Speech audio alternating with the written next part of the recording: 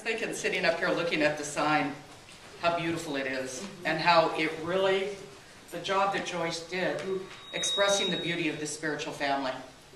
So take a moment today, everybody, and come by and look at it, and know that you're a part of this beauty, and really take that into your heart. Because if we weren't that, she couldn't have envisioned that for us, and it's really gorgeous. Thank you, Joyce.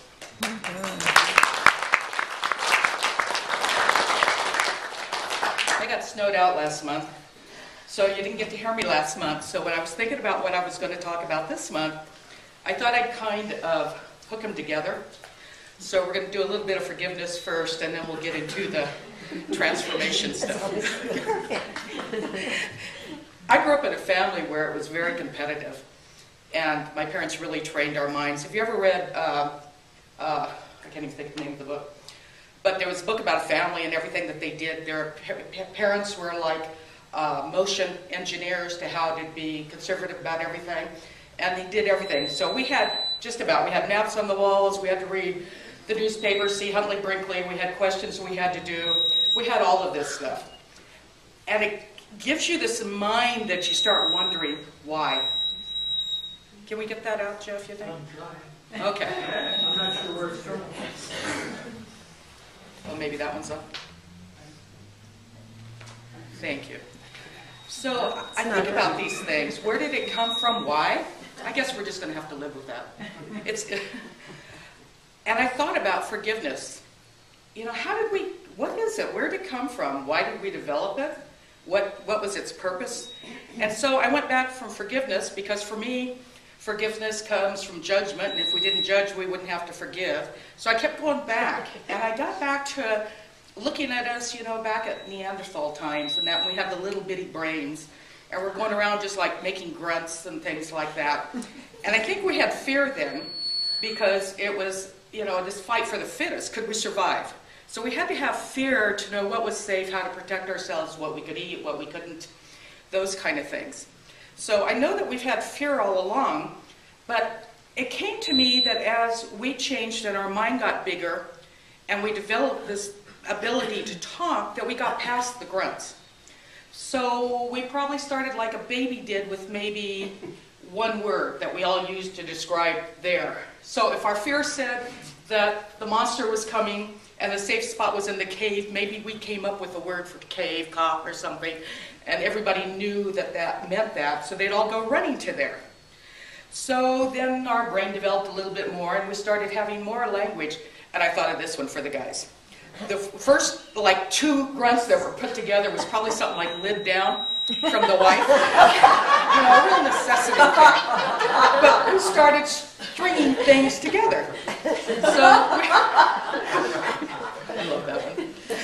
But we're developing this ability of language. So I guess eventually maybe we got a verb in there, so maybe we had, you know, go there, do this or something. But we were doing it by putting these sounds that we were developing together as we went through it. And this, of course, is the history according to Sandy. You won't find this anywhere else.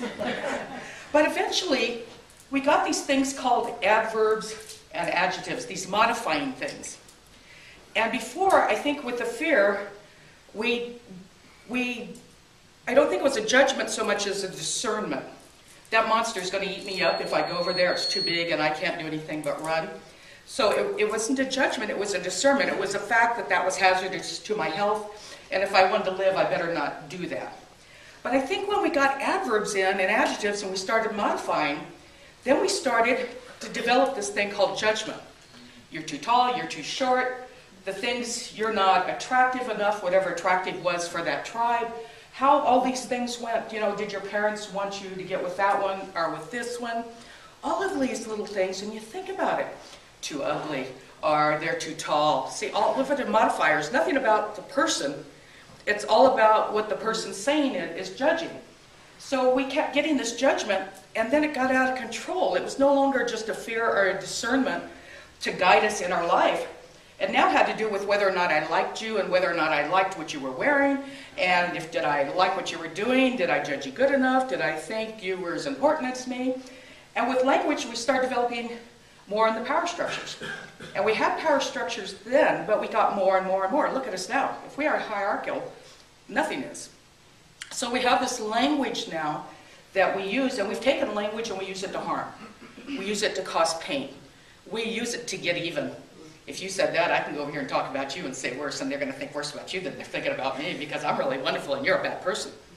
And these things go on in our minds. We don't even know we're doing it half the time that we're judging. It's so normal, or the words that we're brought up with are what we're trained. You see the things on TV of different countries and the hate that's taught. Well, we teach hate here too. We've got that problem the same as everybody else has. So if we hadn't got to this point, I mean, what are we going to do now? We're all sitting around judging and hating and disliking and categorizing and better and less. And I think forgiveness was what developed out of that to deal with it. And an attempt to put something that was out of balance back into balance. So that I could look at what I'd done and say, okay, that wasn't too good. How can I try to make it better? Because I'd like to, it's broken, but I'd like to undo what I broke and at least patch it up enough to be able to get on. So we started forgiving. And we were always supposed to do it, and did we mean it? Sometimes, sometimes not. And then we had to learn to forgive ourselves, because we used those hateful, nasty, judging thoughts against ourselves worse than we did against anybody else. So when I was looking at renewal for April and transformation, bringing that concept forward to me means that the whole thing of the crucifixion was, for me, was a consciousness. It was Christ consciousness. It wasn't a person dying and being reborn.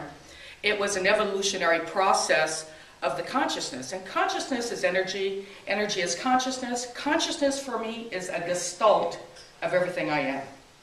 So whether I have a lack consciousness, or loving consciousness, or prosperity consciousness, that is a cluster of all of my ideas, my beliefs, my actions, everything that makes Sandy then becomes the consciousness of Sandy, whatever that is. So to get to a Christ consciousness, which to me is a really Christic consciousness, where we're living in integrity, we're living in love, we're living without judgment, we're living with reverent respect, we're living with engaged detachment, where we're not judging. All of these attributes of a way that I would like to be, for me, transformation comes down to a personal journey and a personal healing of my consciousness. And that means I have to heal my language. The first things that came out of Source were light and sound. Language goes that far back. Sound goes that far back. It's a way of communicating, expressing.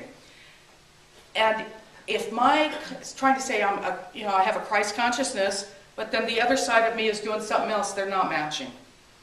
So I can't just talk it, I have to walk it. I have to embody it. I have to live it. And to me, this is where transformation comes in. It's a personal experience. I have to add my drop of healing to the big healing wounded pool of the whole world to make a difference. And I can only do that internally. I can't find it out here. If I look out here, I'm disempowered. I have no power whatever. It's all out here waiting for somebody to tell me I'm okay, waiting for me to get a good grade, waiting for me to get elected, waiting for me to get accolades or something. It comes back to internal. No matter how tall I am, how short I am, how large I am, how old I am, none of that matters. What matters is, what is my consciousness? What am I walking around carrying that I'm adding? We're a recipe. This is a recipe. This is our cake. Because we all have been healing. We've all have been working. And because we're doing that and each putting our little part into the spiritual family, we've been able to create this beauty.